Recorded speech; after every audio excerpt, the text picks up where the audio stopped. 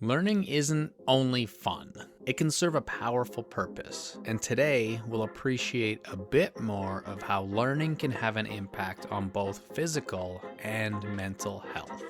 To oversimplify, learning in the macro of our lives is good for us. It's healthy. I recently had the opportunity to interview Daniel Matte, co-author of the best-selling book, The Myth of Normal. His dad also wrote 3 other incredible books, Hold On to Your Kids, When the Body Says No, Scattered Minds, and In the Realm of Hungry Ghosts are all bestsellers. Essentially, his life's work has been helping people live better lives by understanding their minds or the minds of their children.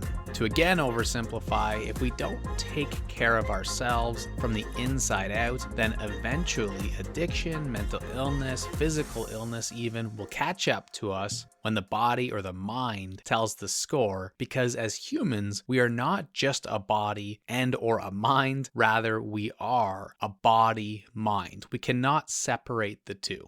Well, my favorite super biased way to keep our body-mind healthy is to focus on learning. Arguably, staying in the moment is the most important advice to be a healthy person, but that can be really difficult to actually do, and so one trick that I love is to stay in learning mode. You can't be deeply learning and also be worried about your past or your future, and that's why learning itself can be such a healthy thing. So not only is learning cool, but because it helps our body-mind stay in shape, it will actually prevent illness. See, that is one of these myths that we make up in normal society. Of course, everyone gets a cold here and there. They have to fight it off. There is disease that people have happen to them regardless of something that they can control. I see this especially with little kids in hospital, but it's not normal to be getting sick all the time. Yet, for many people, they are getting sick all the time. There's always some type of illness. And often, right when it seems like everything is going along great, things couldn't be better, all of a sudden, before they get really good and you level up, you get sick.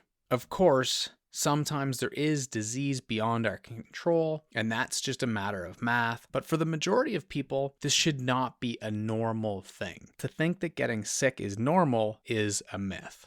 If you do find yourself getting sick in times when you're just about to break through to that new level, then it can be really helpful to understand what Gay Hendricks, author of The Big Leap, calls the upper limit problem. Sometimes we self-sabotage by denying our positive progress, by consciously or subconsciously oftentimes focusing on the negative elements of our success. For example, someone compliments your work and you immediately deflect it by thinking of what you could have done better, instead of saying thank you and moving on while soaking in the progress and celebrating your success. Many times, these holding ourselves back will be manifested through physical illness. Think back to how many times you were making great progress as you continued to expand and grow, but were then held back by some form or bout of illness. This may be because you aren't fully ready to be the next person that you need to be in order to succeed. Well, again, if we take a learning mindset, we don't feel these mental barriers. When we are focused on learning for the sake of learning, it forces us to stay in the middle of leveling up, focus on the process and not assessing success or failure, but simply learning the next thing.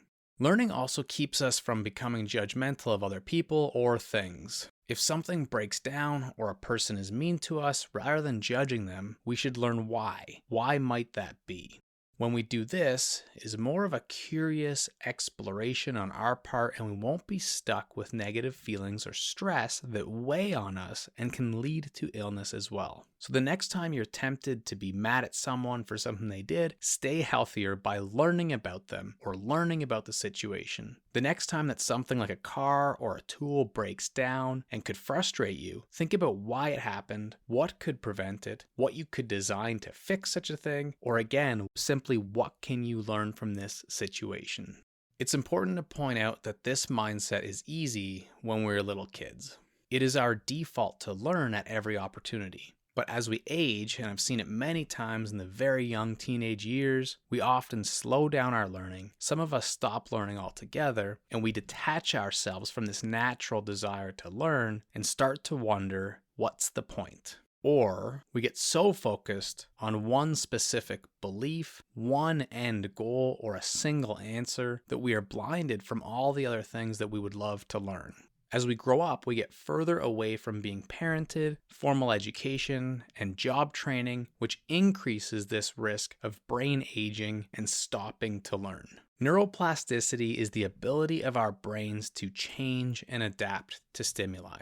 As we learn something new, the brain engages in synaptic pruning, removing neural connections that are no longer useful and strengthening the helpful ones that we want to reinforce. If we focus on our desire to learn what we are passionate about, we improve the ability of our brains to make these changes in a positive way.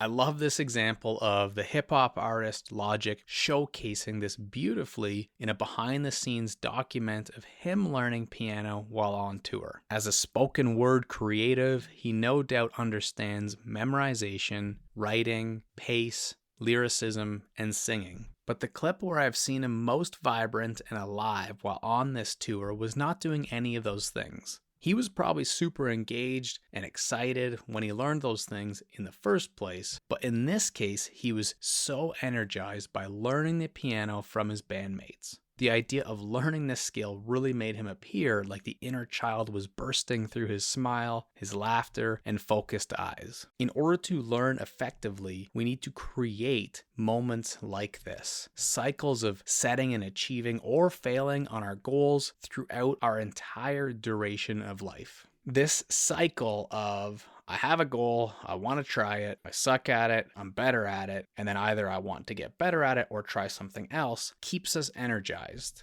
We stay fresh and excited. We wake up in the morning knowing we get to improve something that we value. And in this way, it leads to improvement in our overall health. Or at least, if there are things beyond our control, it gives us the best chance to stay healthy. This is because it triggers positive emotions like joy and affords us work-life balance. I'm so bullish on the benefits of learning that I think anytime we start to feel down or a bit off, we should find something we really love learning about and take a deep dive ASAP. There is no better medicine. And I just want to point out too that it doesn't need to be long.